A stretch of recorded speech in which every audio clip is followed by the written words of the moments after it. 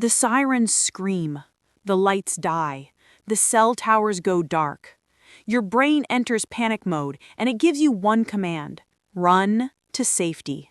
You grab your bag, you load the car, you head for the hospital, the supermarket, or that cabin in the woods. Congratulations, you just signed your own death warrant. Because in a collapse, there is no such thing as a safe zone.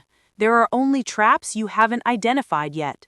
The places you think will save you are the first places that will become mass graves. Forget the fantasy of the cozy bunker. Today, we are breaking down the 7 safe places that are actually tombs, and why staying mobile is the only way to cheat the Reaper. Welcome to the reality of the siege. Let's dismantle your escape plan. Location 1, the hospital.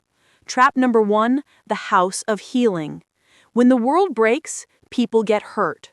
When people get hurt, they run to the hospital. In a grid-down scenario, a hospital loses backup power in 48 hours. No ventilators, no refrigeration for meds, no electronic locks. Within 6 hours, it becomes the highest density of desperate, infected, and violent people in the city. You aren't going there to get stitched up. You are walking into a petri dish of superbacteria and a riot zone over the last bottle of oxycodone. The reality? Avoid hospitals at all costs. If you can't treat it yourself, the hospital won't save you. The crowd will crush you before the doctor even sees you. Location 2, the supermarket. Trap number 2, the supply hub. You think I'll just grab a few cans of beans before I leave. Wrong. The golden hour of looting lasts exactly 20 minutes.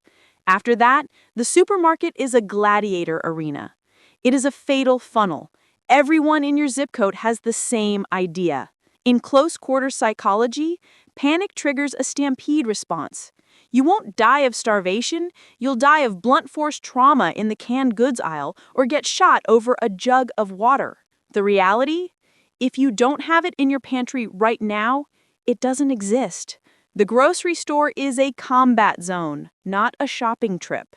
Location 3, the high-rise apartment. Trap number 3, the vertical coffin. You live on the 20th floor. You think you're safe because you can lock the lobby doors. Here's the physics of a skyscraper without power.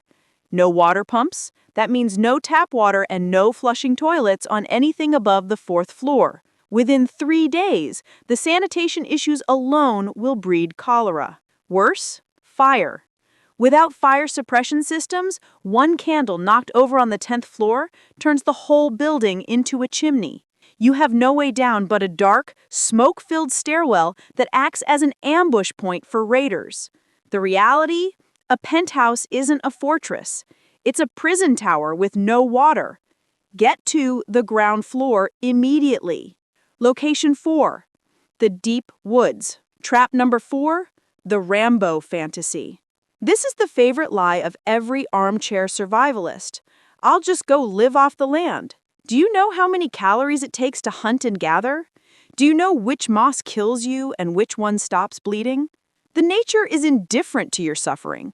Unless you have spent 10 years bushcrafting, the woods will kill you via hypothermia or dysentery within a week. You are not an apex predator.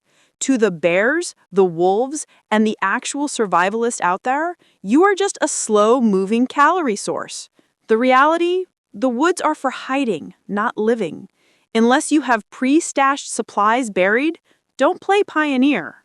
Location 5, the government safe zone. The refugee camp. You hear a broadcast, "Come to the stadium, we have food, we have security." History teaches us one thing about refugee camps. They are a logistical nightmare. Supply lines fail, sanitation fails, disease spreads faster than aid.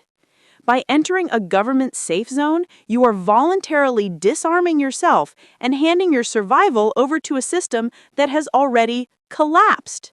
You are trading your freedom for a cot and a ration bar that runs out on Tuesday. The reality?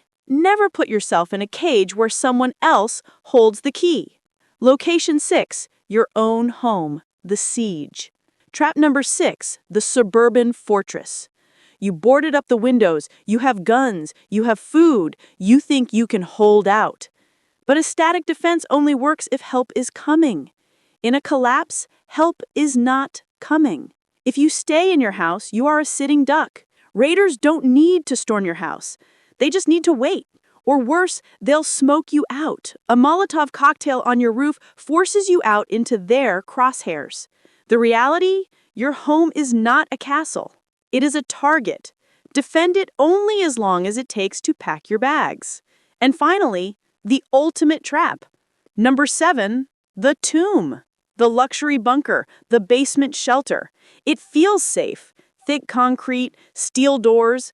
But unless you have industrial-grade air scrubbers and multiple hidden exits, a bunker is just a grave you dig for yourself. All an enemy has to do is park a car over your hatch or block your air intake. You will suffocate in the dark, buried alive by your own paranoia. Psychologically, isolation in a confined space leads to psychosis within weeks. You might survive the nukes, but you won't survive your own mind. Nowhere. So where is safe? Safety is a verb, not a noun. Safety is movement. Safety is adaptability. The moment you stop, the moment you feel secure, you get soft. You stop paying attention. Don't look for a place to hide. Look for a way to keep moving. The world has changed. The old maps are useless. The only safe place is the one where you aren't. Stay mobile, stay hidden, stay alive.